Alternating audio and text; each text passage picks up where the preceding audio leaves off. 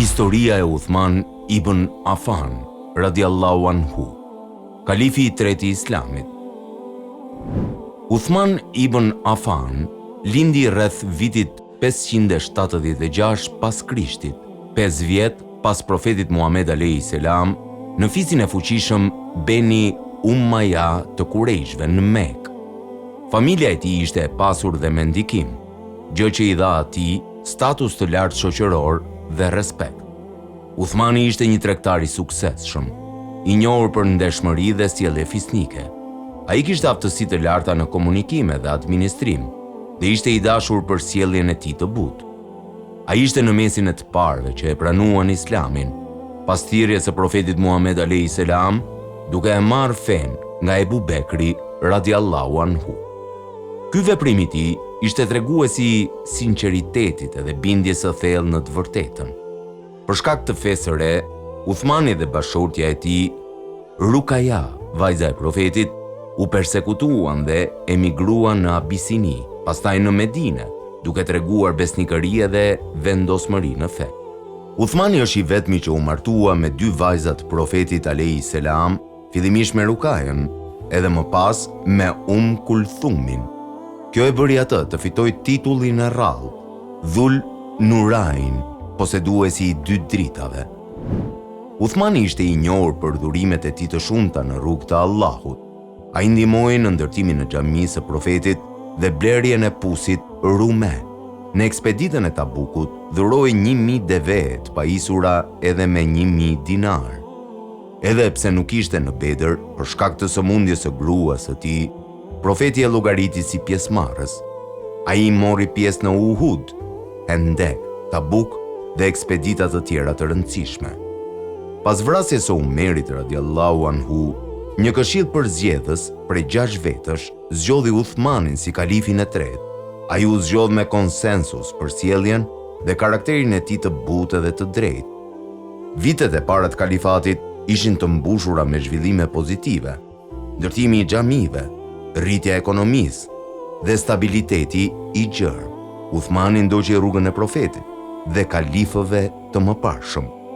Në kohën e tij u zgjerua kufiri i shtetit islam deri në Afrikën Veriore, Armeni, Kaukaz dhe pjesë të Azisë Qendrore. Ai formoi flotën e parë detare dhe mposhti flotën bizantine. Me shqetësimin për dallimet dialektore në leximin e Kuranit, ai urdhëroi mbledhjen dhe standardizimin e tij në një mushaf zyrtar, të cilin e shpërndau në territore të ndryshme.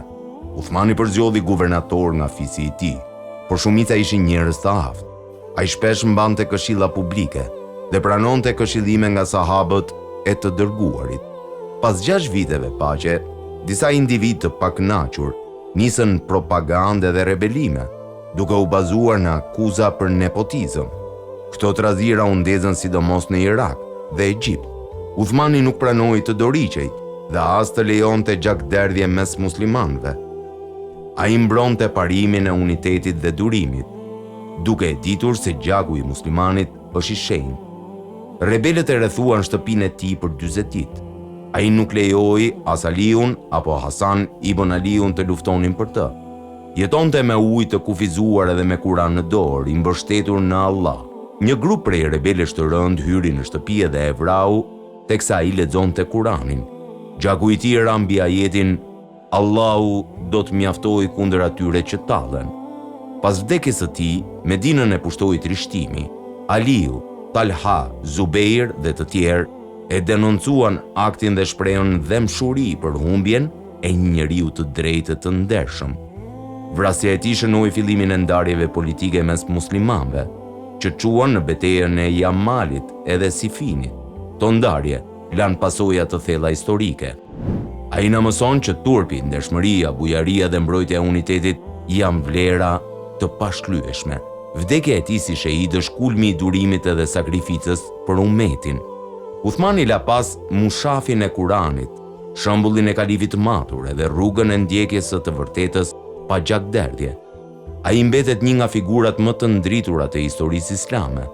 Uthmani ibn Affani, radiallahu anhu, ishte njëri modest dhe i devotshëm, për jetën e të cilit thuhet se ka qenë e thjeshtë. I jepte popullit ushqim të mirë, kurse vetë në shtëpi hante uthull e vaj. Gjatë kohës së halifatit të Othmanit radiallahu anhu, e cila zgjati 12 vjet, u bë çlirimi i vendeve të shumta. Në këtë periudhë, rrethi i pushtetit islam u zgjerua dukshëm, aq sa kufit e tij shtriheshin prej Sindit e deri në Andaluzi. Ndër arritjet më të rëndësishme të tij janë zgjerimi i Mesjidul Haramit, xhamia e Mekës, që përfundoi gjatë udhëheqjes së tij në vitin 26 h. Në vitin 29 h e ndërtoi me gur të skalitur xhaminë e Muhamedit alayhis salam. Ndërkohë urdhëroi që të ndërtohen xhami edhe në vendet e çliruara, kurse atje ku kishte xhami të bëhet zgjerimi i tyre.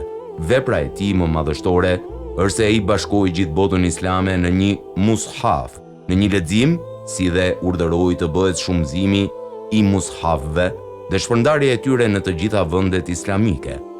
Othmani radiallahu anhu është dalluar edhe me disa veti të larta që posedonte, siç janë kujdesi i madh i tij që të mbrohet nga gabimet dhe devotshmëria e madhe e tij. Othmani radiallahu anhu ishte njëri i thjesht dhe shumë i devotshëm. Muhamedi alayhis salam e ka paralajmëruar se do të bie shahid dhe e ka përgëzuar me xhennet.